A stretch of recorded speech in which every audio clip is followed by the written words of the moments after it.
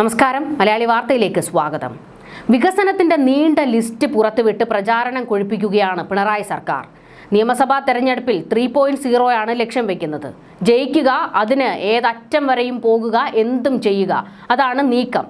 കാരണം അധികാരം പിടിച്ചേ മതിയാകൂ എന്നാണ് പിണറായി കട്ടായം പറഞ്ഞിരിക്കുന്നത്. പക്ഷേ അതിനു വേണ്ടിയിട്ടാണ് ഈ പറയുന്ന വികസനത്തിന്റെ എല്ലാ ലിസ്റ്റും വലിച്ചു പുറത്തേക്കിട്ടിരിക്കുന്നത്.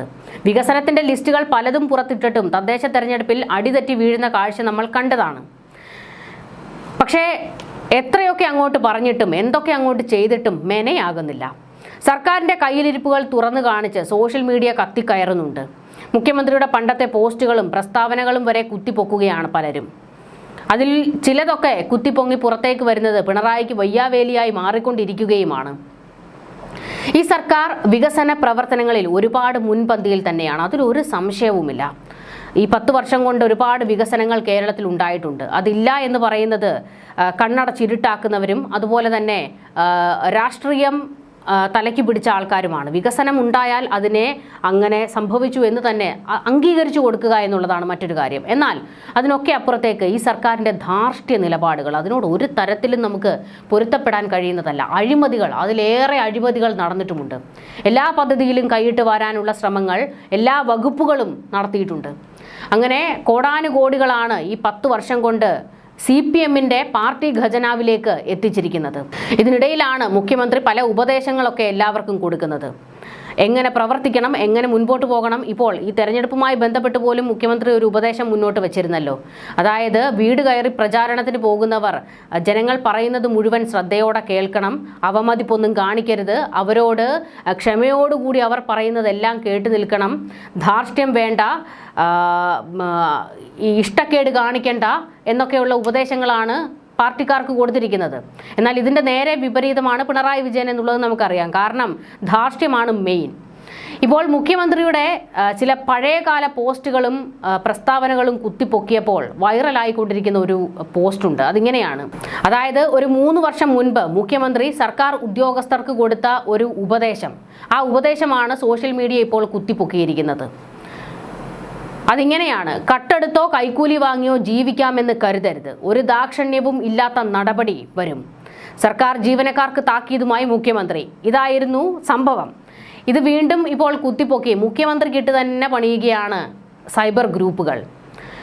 ഇതിൽ ചില പോസ്റ്റുകൾ ഇങ്ങനെയാണ്: ഓംബ്ര ഉത്തരവ്, എല്ലാവരുടെയും അമ്മമാർക്കും പെൻഷൻ ഉണ്ടാകില്ലല്ലോ, പെൻഷൻ കാശെടുത്ത് IT കമ്പനി തുടങ്ങി അതിലൂടെ കരിമണലിൻ്റെ ഡേറ്റ സേവ് ചെയ്ത് കോടികൾ ഉണ്ടാക്കാനുള്ള ദാറ്റ് ടാറ്റിക്സ് എല്ലാവർക്കും ഉണ്ടാകണം എന്നില്ലല്ലോ, എല്ലാവരുടെയും ഡാഡിക്ക് കൈതോലപ്പായയിൽ കോടികൾ പൊതിഞ്ഞെടുത്ത് ഓടാനോ ബിരിയാണി ചെമ്പിൽ സ്വർണ്ണമിട്ട് തിളപ്പിക്കാനോ ഉള്ള ആവതും കാണില്ല, അതുകൊണ്ട് പാവത്തുങ്ങൾ കഞ്ഞിക്ക് മുട്ടുവരുമ്പോൾ ചമ്മന്തി അരയ്ക്കാൻ ഒരു തേങ്ങയോ മാങ്ങയോ കട്ടെന്ന് വരും, അതിന് തൂക്കിക്കൊല്ലരുത് പ്ലീസ്. ഇതായിരുന്നു അഞ്ജു പാർവതി പ്രവീഷ് പങ്കുവച്ച ഒരു പോസ്റ്റ്. ഇതിന് താഴെ: ഇത് 3 വർഷം മുൻപുള്ള പോസ്റ്റ് അല്ലേ അമ്മച്ചി, ഒന്നും കിട്ടാത്തത് കൊണ്ട് പിണറായിയുടെ നെഞ്ചത്തോട്ട് കയറാൻ ഇന്ന് ഇതേ കിട്ടിയുള്ളോ എന്ന് ചോദിച്ചുകൊണ്ട് അഞ്ജു പാർവതി പ്രവീഷിനും ട്രോളുകളുണ്ട്. പക്ഷേ ഈ പോസ്റ്റിന് താഴെ നിരവധി പേരാണ് കമൻറ്റുകൾ പങ്കുവയ്ക്കുന്നത്. അത് ആദ്യം പിണറായി നന്നായിട്ട് ബാക്കിയുള്ളവരെ ഉപദേശിച്ച് നന്നാക്കിയാൽ പോരെ എന്നാണ് എല്ലാവരും മറുപടി കൊടുക്കുന്നത്. അതായത് തെരഞ്ഞെടുപ്പുമായി ബന്ധപ്പെട്ട് അണികൾക്ക് എല്ലാവർക്കും ഇങ്ങനെ ഓരോ ഉപദേശം പിണറായി വിജയൻ കൊടുത്തുകൊണ്ടിരിക്കുകയാണ്. എല്ലാവരോടും മാന്യമായി പെരുമാറണം എന്നൊക്കെ പറഞ്ഞുകൊണ്ട്. അങ്ങനെ മുഖ്യമന്ത്രിയുടെ ഉപദേശത്തിൻ്റെ ലിസ്റ്റ് എടുത്തപ്പോഴാണ് ഈ പഴയകാല ഉപദേശവും കൂടി കുത്തിപ്പൊക്കി ജനം പുറത്തേക്ക് വലിച്ചിടുന്നത്. അതിന് താഴെ വന്നിരിക്കുന്ന കുറേ കമൻറ്റുകളുണ്ട്, അതുകൂടി നമുക്കൊന്ന് നോക്കാം. ഇനി 2 മാസം കൂടിയേ ഉള്ളൂ, തള്ളു കണ്ടാൽ തോന്നും കേരളം ഇദ്ദേഹത്തിന് തീരെഴുതി കൊടുത്തിരിക്കുകയാണെന്ന്. ആദ്യം ശബരിമല സ്വർണ്ണ മോഷണ കേസിൽ ഉൾപ്പെട്ട പത്മകുമാറിനെതിരെയെങ്കിലും നടപടി എടുത്ത് കാണിക്കുക, ഒന്നുമില്ലെങ്കിലും ഒരു തരം താഴ്ത്തലെങ്കിലും. അതാണല്ലോ പാർട്ടിയിലെ ഏറ്റവും വലിയ ശിക്ഷ. സർക്കാർ ജീവനക്കാർ അഴിമതിയും കൊള്ളയും നടത്തരുത്, അതിനിവിടെ പാർട്ടിയും സർക്കാരുമുണ്ട്. കഴിഞ്ഞ 10 കൊല്ലമായി പവർക്കട്ടില്ല, ചായക്കോപ്പയിലെ മെസ്സേജ് എന്നീ പൊളിഞ്ഞ തള്ളിന് ശേഷം കിണർ ഗോലുവിൻ്റെ സംവിധാനത്തിൽ കാരണഭൂതത്തിൻ്റെ പുതിയ നാടക ഡയലോഗ്. കഴിഞ്ഞ 10 കൊല്ലമായി മലയാളി കേൾക്കാത്ത വാക്കാണ് കൈക്കൂലി, അതാണ് ക്യാപ്റ്റൻ. സർക്കാർ ജീവനക്കാർക്ക് മാത്രമാണ് ബാധകം, ഇയാൾക്കോ മന്ത്രിമാർക്കോ ഇയാളുടെ പാർട്ടിക്കാർക്കോ അത് ബാധകമല്ല.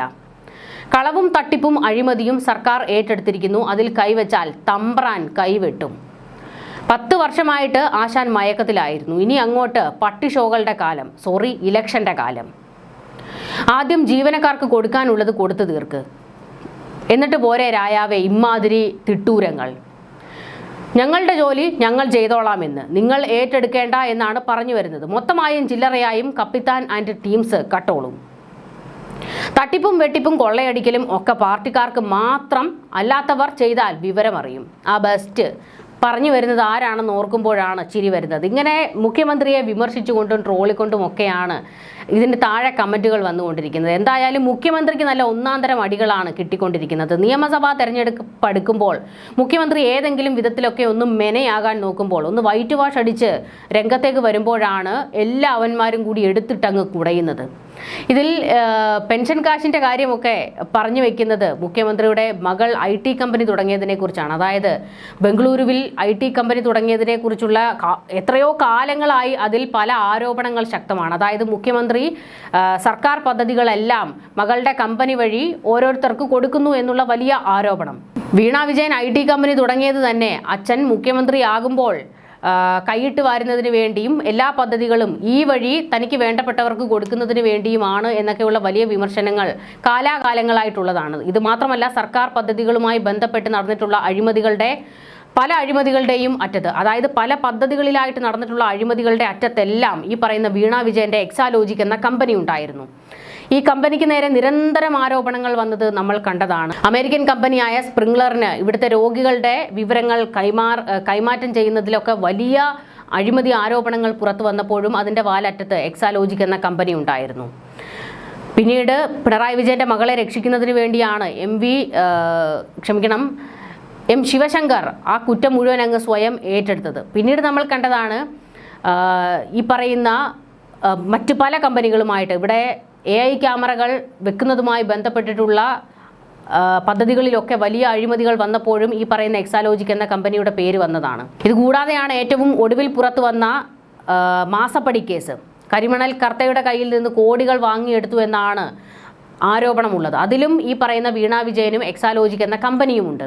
അങ്ങനെ തൊട്ടതിലും പിടിച്ചതിലും എല്ലാം വീണ വിജയന്റെ കമ്പനി എങ്ങനെ വന്നു എന്നുള്ളത് ഒരു ചോദ്യം തന്നെയാണ്. അങ്ങനെ വീണ വിജയന്റെ കമ്പനിക്കെതിരെ നിരന്തരം ആരോപണങ്ങൾ വന്നപ്പോൾ നിയമസഭയിൽ വെച്ചായിരുന്നു മുഖ്യമന്ത്രി ഒരു തവണ ഒരു വലിയ ഡയലോഗ് അങ്ങ് അടിച്ചത്. ഒരു കിഡ്നി ടച്ചിങ് സ്റ്റോറി ആയിരുന്നു പറഞ്ഞത്. അതായത്, എൻ്റെ ഭാര്യ, അവളുടെ അമ്മ, അവളുടെ പെൻഷൻ കാശ് മുഴുവൻ എടുത്ത് മകൾക്ക് കൊടുത്തിട്ട് പറഞ്ഞു, നീ കൊണ്ടുപോയി എന്തുവാണെന്ന് വെച്ചാൽ അങ്ങ് ചെയ്തോളൂ.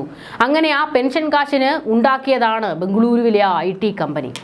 അതിന് മാത്രം ഒരു IT കമ്പനി തുടങ്ങാൻ മാത്രമുള്ള പെൻഷൻ കിട്ടാൻ കമലാ വിജയൻ എന്തായിരുന്നു ജോലി എന്നുള്ളതാണ് മുഖ്യമന്ത്രി നിയമസഭയിൽ പറഞ്ഞതാണ് എന്നുകൂടി ഒന്ന് ഓർക്കണം. പിന്നെ മറ്റേ സ്ഥിരം ഡയലോഗ് പഠിച്ചു, ഈ കൈകൾ ശുദ്ധമാണ്, ശുദ്ധമായതുകൊണ്ടാണ് ശുദ്ധമാണെന്ന് പറയുന്നത്, മടിയിൽ കനമില്ല, ഭയക്കാനൊന്നുമില്ല എന്നൊക്കെയുള്ള സ്ഥിരം ഡയലോഗ് അടിയും. എന്തായാലും സർക്കാർ ഉദ്യോഗസ്ഥർക്ക് മുഖ്യമന്ത്രി കൊടുത്ത ഉപദേശം വല്ലാത്തൊരു ഉപദേശമായി പോയി. കാരണം കോടാനുകോടികളുടെ അഴിമതിയാണ് ഇവർ തന്നെ നടത്തുന്നത്. എന്നിട്ടാണ് സർക്കാർ ഉദ്യോഗസ്ഥരെ കുറ്റം പറയുന്നത്. ആദ്യം മുഖ്യമന്ത്രി അഴിമതി നടത്താതെ ഒന്ന് മാതൃകയായി കാണിച്ചാലല്ലേ താഴെ തട്ടിലുള്ളവർക്ക് അതൊരു മാതൃകയാക്കാൻ പറ്റുകയുള്ളൂ. മുഖ്യമന്ത്രി ഒന്ന് മാതൃകയായി കാണിക്കണമെന്നാണ് പറയാനുള്ളത്. എന്തായാലും 10 വർഷം കൊണ്ട് കൊണ്ടുപോകാനുള്ളത് മുഴുവൻ കൊണ്ടുപോയിട്ടുണ്ട്. ഇനി മാതൃകയായാലും ആയില്ലെങ്കിലും ആർക്കും ഒന്നുമില്ല. ഇനി 3ാം തവണ അധികാരം കിട്ടുകയാണെങ്കിൽ അപ്പോഴെങ്കിലും ഒന്ന് മാതൃകയായി കാണിക്കണം. ന്യൂസ് ഡെസ്ക് മലയാളി വാർത്ത.